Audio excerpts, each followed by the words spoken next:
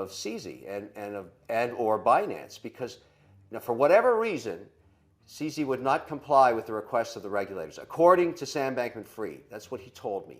And that frustrated FTX because one platform that was regulated won a battle between two uncontrolled platforms, proclaims Kevin O'Leary, entrepreneur and star of ABC's popular television program Shark Tank. Kevin reiterates the position he took on Capitol Hill yesterday, stating that the $500 million cash call was what truly killed the company, adding that CZ, CEO of Binance, was attempting to push the last edge to throw FTX into bankruptcy. "We will find out what happened," he assures. "I want to find out where the money went so that we can get it back." Kevin claims, "There is a fair process in place, and you are presumed innocent until and unless proven guilty in the case of SBF. But until we hear from O'Leary, if you're new to the channel, be sure to subscribe if you haven't already, so we will provide daily content to keep you updated on the latest news."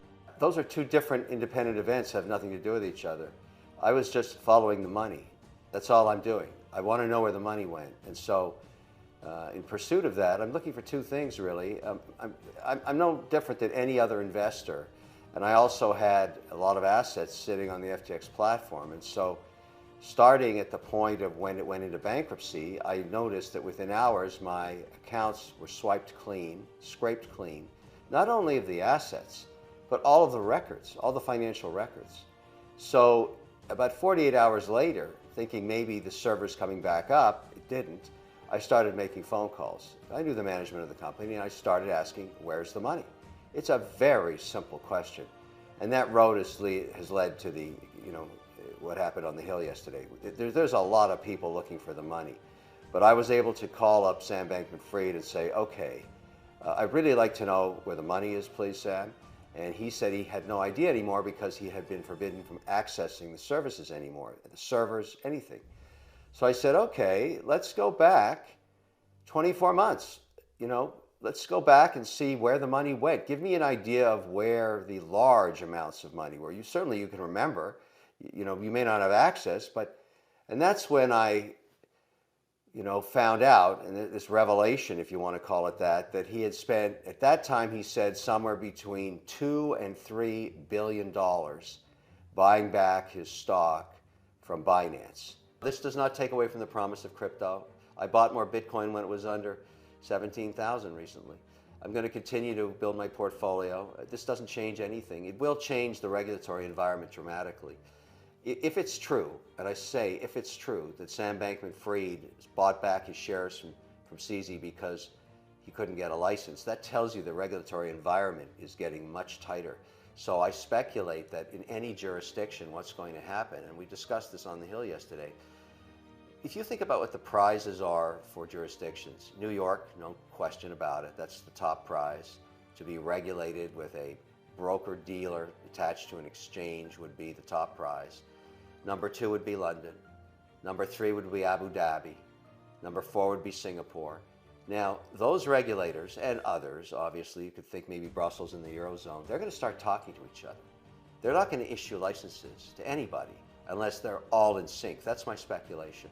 So all of a sudden, if you want to waltz into town, set up shop, set up an exchange, and do the same thing that happened with FTX, the possibility of that happening, I suggest, is practically zero. Now that may put a lot of pressure on Binance, because if they couldn't get regulated or licensed because they couldn't clear when they were owner in FTX, I don't know how it's going to get any better for them now. At some point, you have to open up the scrutiny of an audit. You have to be transparent. You have to say who owns the company. You have to show the cap table. You have to show the balance sheet, the income statement. You have to submit yourself to forensic audits and proof of reserves. All of these, and in many cases, in many jurisdictions, if you look at the Canadian jurisdiction, they limited the number of tokens. And I will tell you, and I think this is more of a tone, you should think about this. I had a chance to talk to some of these senators afterwards. They're tired of this. They're not happy anymore. They're tired of having hearings every 6 months to the next crypto crap that blows up. They're done. And so you can expect some pretty hard hammer regulation to come down the pipe pretty soon. Why would I do that? I'm just shining the light on what happened. Look, I've already disclosed I'm a paid spokesperson. I've already disclosed the economics of it. I've already disclosed the millions I lost. I'm being totally transparent because I have no option but to be totally transparent. You don't go and sit in Congress and lie to them. You can't do that. You're under oath.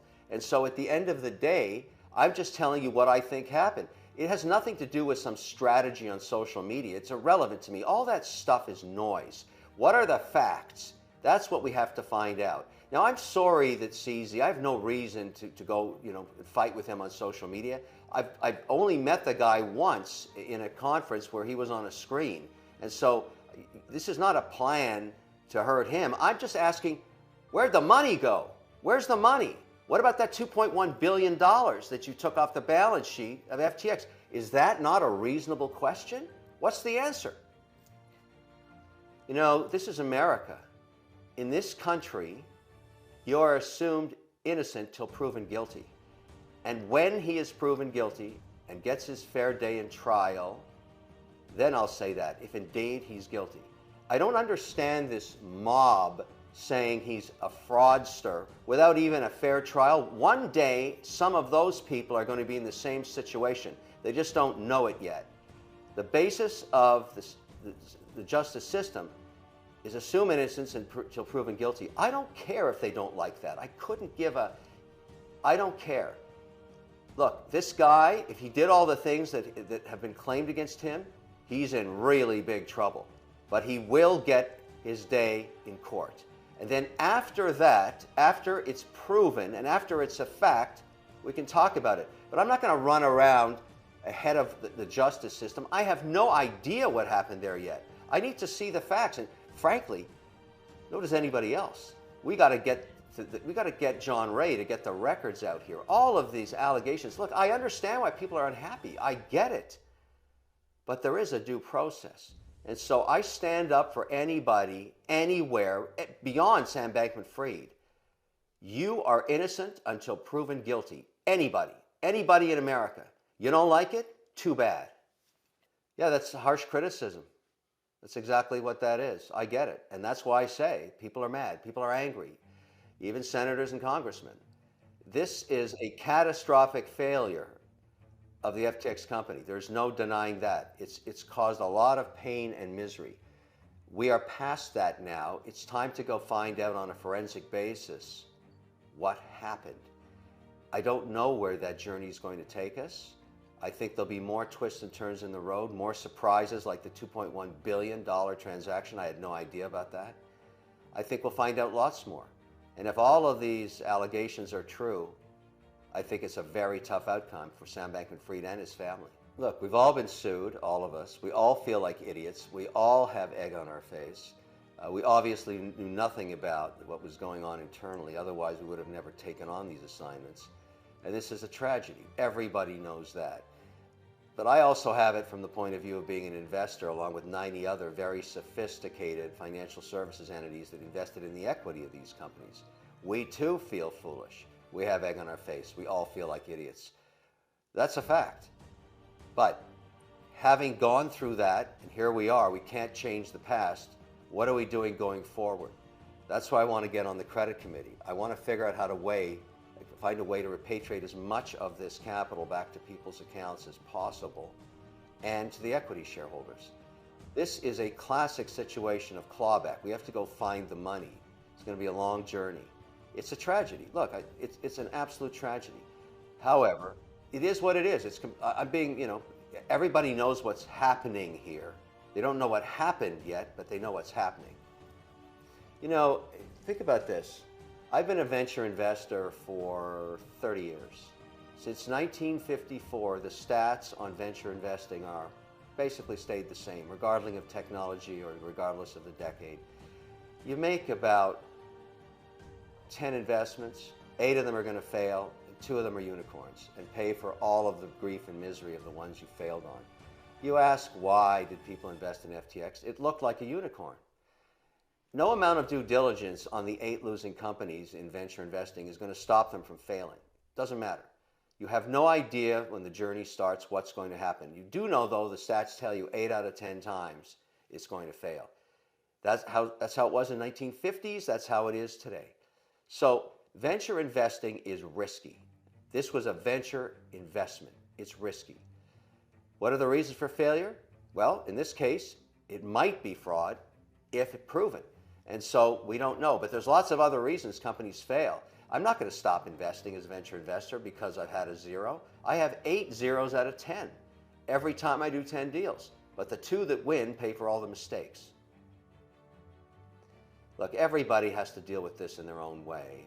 Obviously, I wish I hadn't got involved in this. It's too bad that this is the outcome. But I'm certainly not going to shirk from responsibilities of trying to do as much as I can to return capital.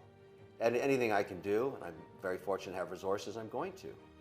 But that's all I can do. What else can I do? I mean, I have to actually face this, deal with all this, and then go forward.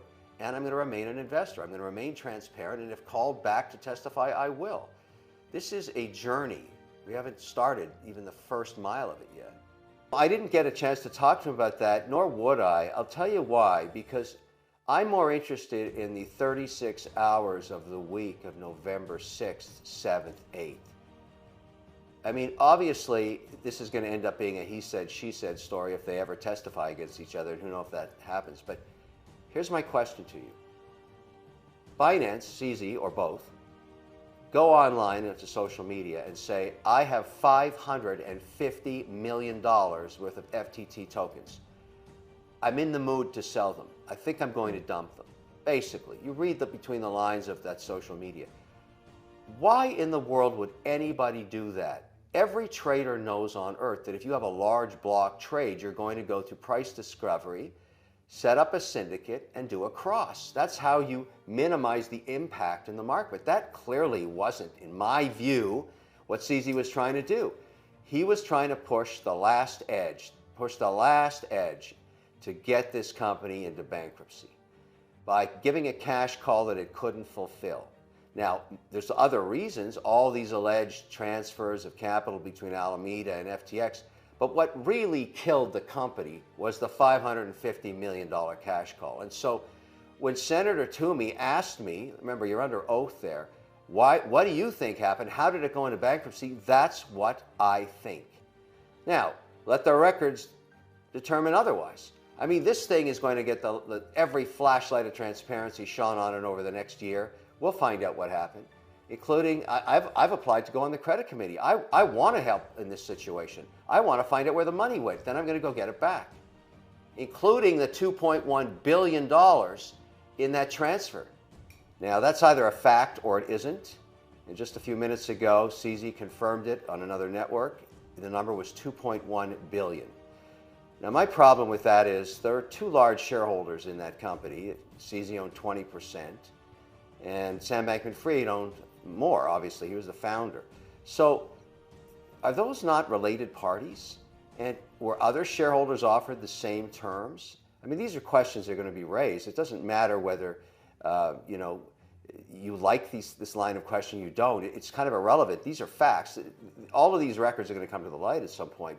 So I also asked Sam Bankman-Fried, okay, let me get this right, because I didn't want to hear about the small chunks. I wanted the large amounts of money. And when you start talking about 2 to 3 billion, those are large amounts. And so I asked him, what would compel you to spend that much of your resources and your assets and your liquidity? Why would you do that? Right. He said, I had no choice because every jurisdiction I went to, I was refused a license because of the ownership of CZ and or Binance. Because for whatever reason, CZ would not comply with the requests of the regulators, according to Sam Bankman-Fried. That's what he told me. And that frustrated FTX because they couldn't get licensed anywhere. In any geography they went. For whatever reason, either Binance couldn't or wouldn't disclose the information the regulators wanted. And that forced the hand. Now, was that an orchestrated idea on Binance? I don't know. Was he being uncooperative for a reason? Had these frenemies fallen out of love with each other and they went to war? That's what it looks like to me. That was my observation yesterday on the Hill. It looks like war. The 2 global unregulated platforms are going at each other, and one won the war. That's it. And it looks like Now there's only one unregulated global monopoly. That's all I'm saying. And, you know, frankly, I don't know why he was having a problem with this, particularly CZ. He should enjoy the transparency of this. You would think he'd want to tell the story. If there's nothing to hide, don't worry about it. I go back to work. I'm going to do what I always do. I'm going to invest in entrepreneurs. I'm going to build my portfolio. I'm going to buy more crypto. I'm going to remain an investor. This is a bump in the road. That's what it is. Of course. I have nothing. You know, I've been 100% transparent. I sleep very, very well. I know that because I wear an Aura ring. I just looked at my sleep. I had a great night's sleep last night.